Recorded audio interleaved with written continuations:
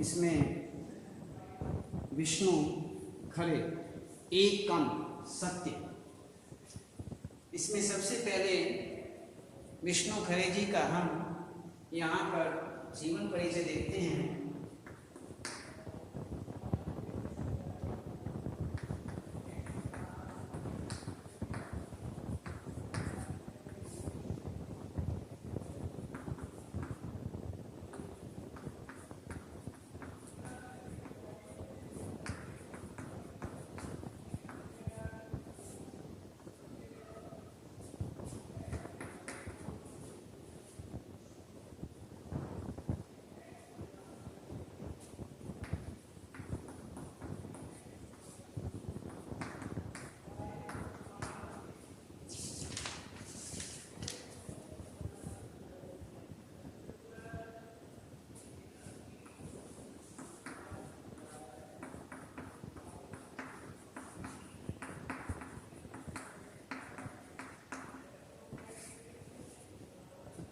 काव्यगत विशेषताएं, विशेष रूप से आज हम इसके विषय में ही चर्चा करते हैं।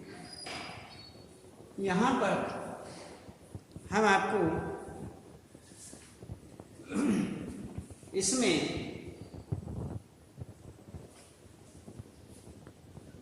विष्णु खरे जी का जीवन परिचय, इनकी कृतियों के विषय में बताएंगे और इनकी काव्यगत विशेषताएं जो हैं उनके विषय में बताएंगे। अब सबसे पहले हम देखते हैं विष्णु खरे का जन्म मध्य प्रदेश के छिंदवाड़ा में वर्ष 1940 में हुआ। वर्ष 1940 में माना जाता है और 1963 में क्रिश्चियन कॉलेज इंदौर से, क्रिश्चियन कॉलेज जो है वह इंदौर में है, उससे अंग्रेजी साहित्य से एमए करने के बाद इन्होंने समाचार पत्र इंदौर समाचार में उप संपादक का कार्य भी विशेष रूप से किया। वर्ष 1963 से 1975 तक विष्णु खरे ने महाविद्यालयों में, जिन्हें आप डिग्री कॉलेज कहते हैं,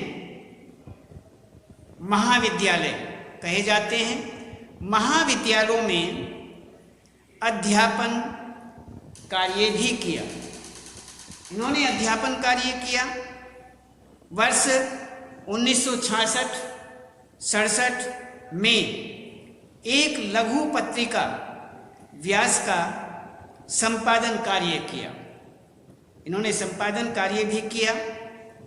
वर्ष 1976 से 1984 तक वे साहित्य अकादमी के उप सचिव भी रहे। वर्ष 1985 से नव भारत टाइम्स तथा टाइम्स ऑफ इंडिया जो अंग्रेजी का अखबार है, उस समाचार पत्र का संपादन भी इन्होंने किया। विष्णु खरे ने अनुवाद के क्षेत्र में महत्वपूर्ण कार्य किए, बहुत महत्वपूर्ण कार्य किए।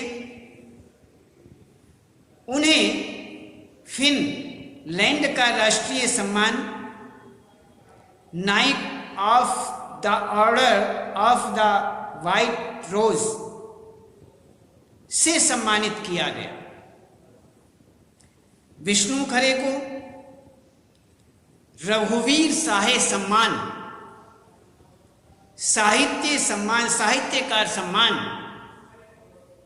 मैथिली शरण गुप्त सम्मान तथा शिखर सम्मान प्राप्त हुए हैं। ये इनका जीवन हुआ संक्षिप्त जीवन परिचय आपको हमने बताया। और अब हम देखते हैं इनकी कृतियां। कृतियों के अंतर्गत हम जानते हैं कि विष्णु खरे की रचनात्मक गतिविधियां वर्ष 1956 से प्रारंभ होती हैं। 1956 से प्रारंभ होती हैं प्रकाशित। तो उनकी पहली रचना मरु प्रदेश और अन्य कविताएं हैं, जो वर्ष 1960 में प्रकाशित हुई। पहली रचना मरु प्रदेश और अन्य कविताएं, जो वर्ष 1960 में प्रकाशित हुई। इसके अतिरिक्त एक गैर रोमानी समय में 1970 में खुद अपनी आंख से 1978 में सबकी आवाज के पर्दे में 1994 में पिछला बाकी तथा काल और अवधि के दरमियान विष्णु खरे के काव्य संग्रह माने जाते हैं। उन्होंने आलोचना की पहली किताब नाम से एक समीक्षा पुस्तक भी लिखी। विष्णु खरे ने विदेशी कविताओं का हिंदी तथा अंग्रेजी में अनुवाद भी किया। ये हिंदी और अंग्रेजी में इन्होंने अनुवाद किया और इनकी कविताओं में, इनकी जो कविताएं हैं उन कविताओं में परंपरागत जड़ता में, परंपरागत जड़ता जो है उसमें व्याप्त अमानवीय स्थितियों के और मानवीय स्थितियों के विरुद्ध सशक्त नैतिक दृष्टिकोण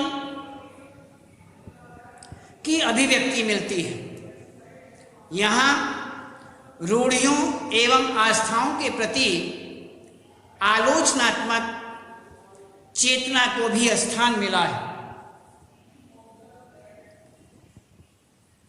कविता में साठोत्तरी कविता में 1960 के बाद की बात बताते हैं कि विष्णु खरे की भाषा तथा काव्य शैली महत्वपूर्ण मानी जाती है, महत्वपूर्ण रही। समाज की प्रवृत्तियों को खोलने तथा इससे विस्तार देने में विष्णु खरे की भाषा प्रभावी मानी जाती है। इनकी भाषा सरल किंतु व्यंजनात्मक होती है, तीक्ष्ण तथा चोट करने वाली संवेदना के कारण पाठक इनकी रचनाएं पढ़ करके कुछ सोचने को विवश हो जाता है।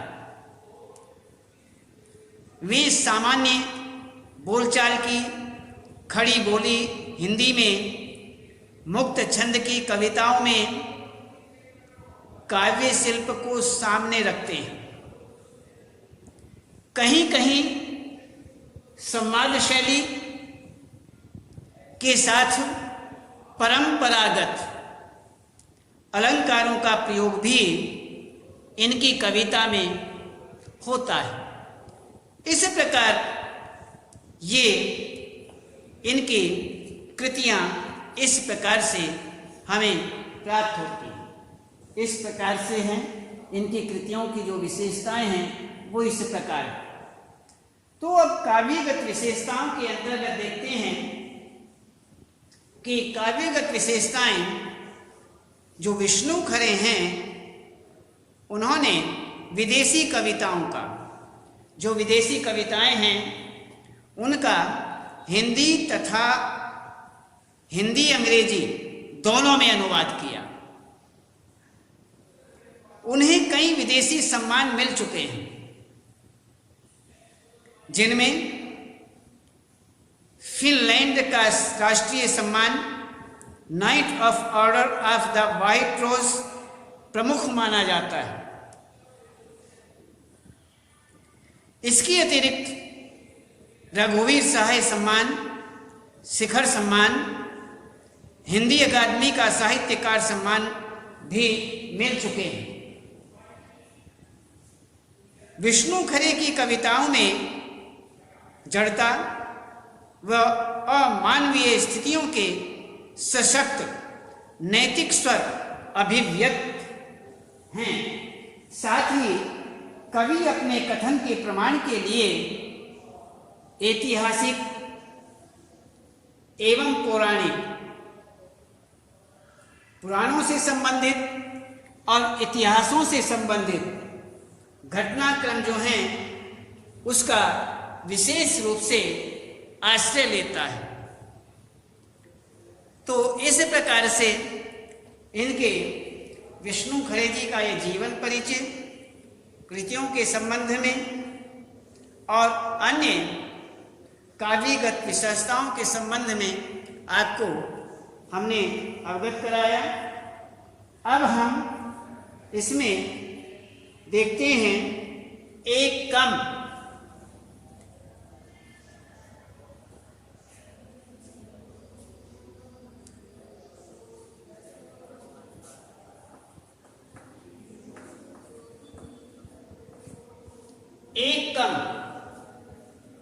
इसमें काव्यांश एक कम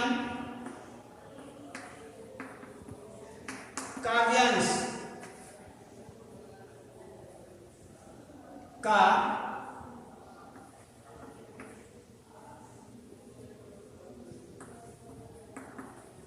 संकेत, संदर्भ, प्रसंग,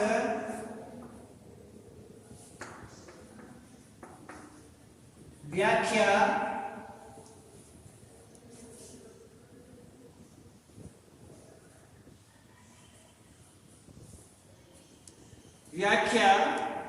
विशेष,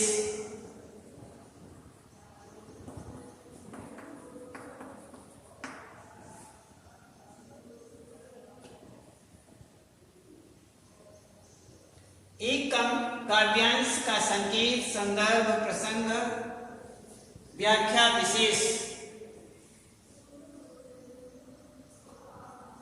प्रसंग, विशेष,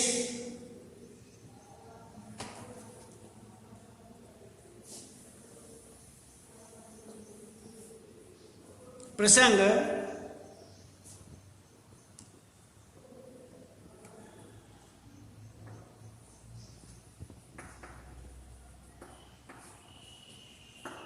व्याख्या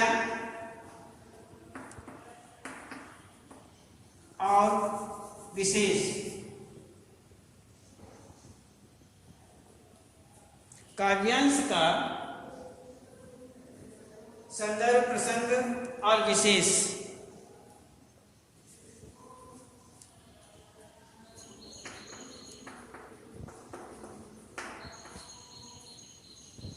एक कम काव्यांश की संकेत, संदर्भ, प्रसंग, विशेष सहित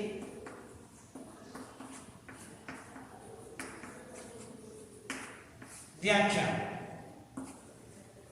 अब इसमें सबसे पहले हम देखते हैं, जब हम सत्य को पुकारते हैं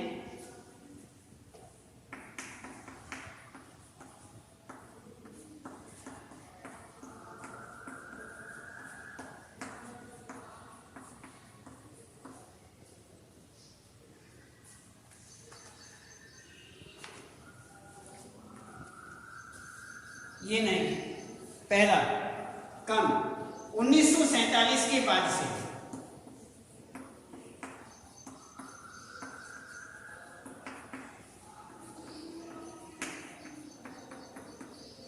1947 के बाद से आप निश्चिंत रह सकते हो।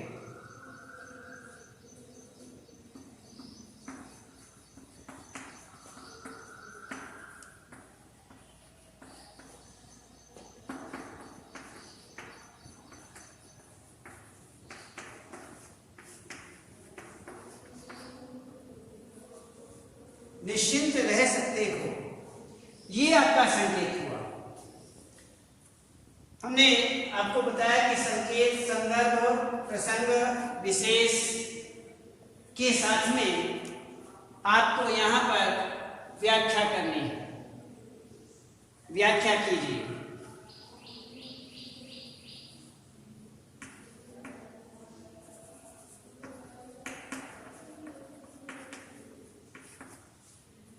इसमें ये इनके अंतर्गत ये व्याख्या है, इसके सहित, इन सब के सहित व्याख्या करनी है। सबसे पहले संकेत लिखा जाता है। संकेत में एक दो शब्द पहले और उसके बाद एक दो शब्द बाद में। जैसे हमने पहले 1947 के बाद से ... से तो निश्चिंत रह सकते हो, ये आ गया।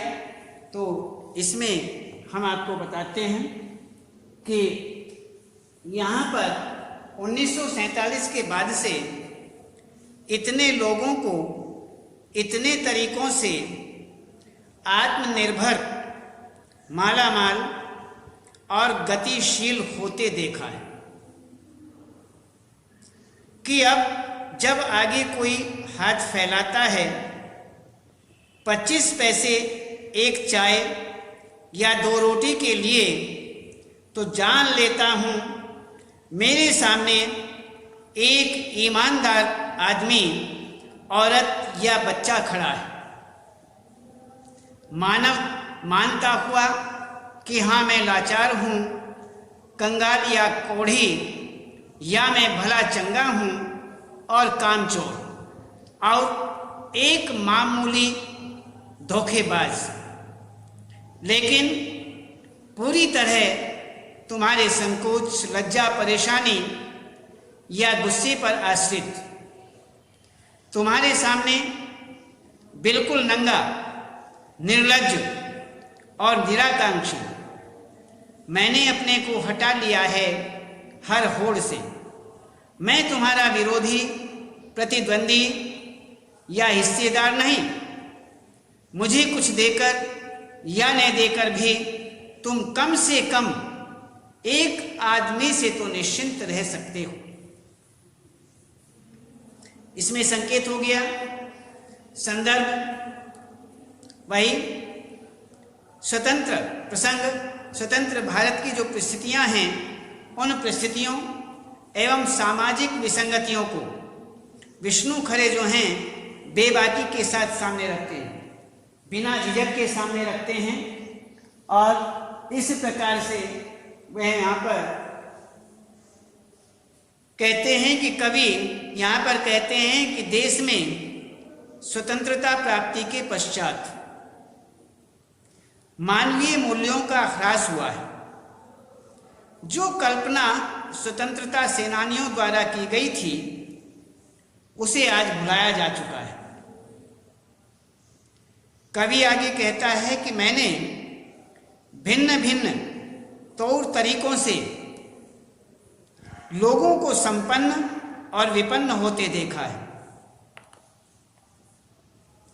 कहने का आशय यह है कि स्वतंत्रता के बाद भारत में कवि ने अनेक लोगों को कालाबाजारी, चोरबाजारी, भ्रष्टाचार, बेईमानी आदि विभिन्न तौर तरीकों के माध्यम से संपन्न होते देखा है।